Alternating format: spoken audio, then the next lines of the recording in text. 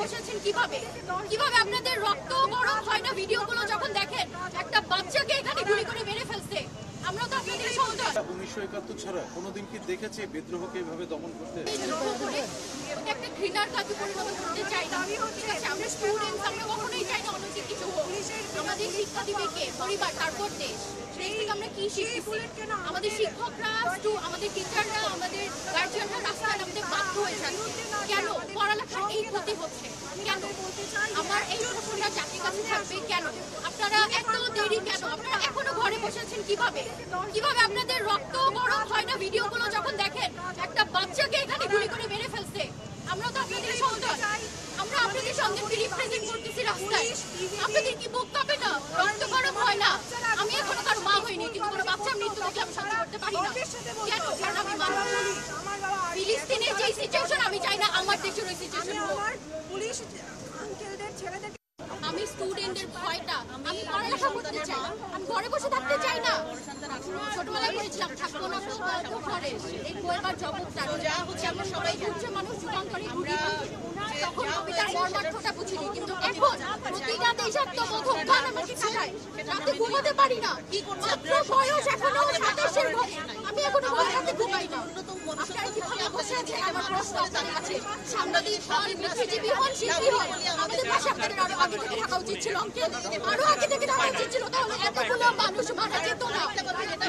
আমাদেরকে বিশ্বাস করে আমরা স্টুডেন্টস, আমরা কারো ক্ষতি করবো না। কখনো একটা ছাত্ররা মানুষকে রাস্তায় নামবে না।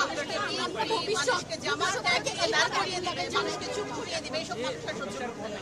মানুষ এগুলোর মাধ্যমে আমরা বিশ্বাস করি আঙ্কেল। আমি আমার মত প্রকাশের স্বাধীনতা আছে, আমি খারাপকে খারাপ, কালোকে কালো, সাদাকে সাদা বলতে চাই। আমি যদি সরকারের সমালোচনা করি, তখন যদি আমাকে রাজাকারের ট্যাগ দিতে হয়, আমাকে যদি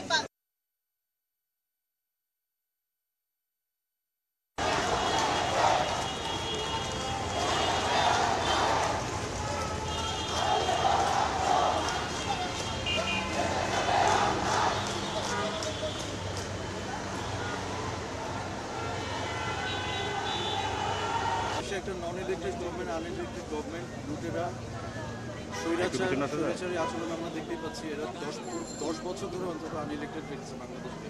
ইলেকশনের ক্ষমতা নেই, ভোট দেওয়ার ক্ষমতা নেই মানুষের। এটার বিরুদ্ধে বিদ্রোহ একসময় না একসময় হবেই। কিন্তু আমরা 1971 ছাড়া কোনোদিন কি দেখেছি বিদ্রোহকে এভাবে দমন করতে? বলেন আপনারা, আমরা কি কোনোদিন দেখেছি? এভাবে করে নির্বিচারে দিনের পর দিন নিরীহ মানুষের উপর গুলি চালাতে কি নিজেদের দেশের সৈন্যবাহিনীকে আমরা কোনোদিন দেখেছি? আমরা এর আগে দেখেছি যখন এইসব গুলি চালানোর সময় চলে এসেছে, যখন স্বৈরাচারী জান্তা যখন বলেছে মানুষের উপর গুলি চালাও, তখন আমরা দেখেছি আর্মিরা বলেছে আমরা পারবো না, বিজিবি বলেছে আমরা পারবো না। এখন আমরা কি দেখছি? এখন গুলি চলছে। কিন্তু এই অবস্থা কি চলবে? আনু মোহাম্মদ স্যার একটা কথা বলে, যদি বিদ্রোহকে নিশ্চিহ্ন করে দেওয়া হয়, অত্যাচারের মধ্যেই বিদ্রোহের বীজ লুকিয়ে থাকে। যেখানে অত্যাচার হবে সেখানে বিদ্রোহ জন্ম নেবেই। বিদ্রোহ কোনোদিন নিশ্চিহ্ন করা যায় না। আমি সেই আশাতেই আছি। বর্তমানে বাংলাদেশ দেখে মনে হচ্ছে যে আমাদের অন্তত এই অবস্থা থেকে মুক্তি আমাদের আসন্ন। তারপরে হয়তো আরো লড়াই আছে, সংগ্রাম অনন্ত। মানুষের লক্ষ্য থাকে সাম্য, তার পথ হতে হয় ন্যায্য, কিন্তু সংগ্রামটা অনন্ত। সেই সংগ্রাম চলবে। আপাতত এই সামরিক জান্তা থেকে, এই স্বৈরাচারী জান্তা থেকে আমাদের মুক্তি আসন্ন বলে আমি মনে করি। এই বাংলাদেশ, যে বাংলাদেশ নিয়ে অনেকদিন হতাশা প্রকাশ করেছি, সেই বাংলাদেশ আজকে আমাদেরকে আশা জাগাচ্ছে আমাদের, এটা আমি মনে করি।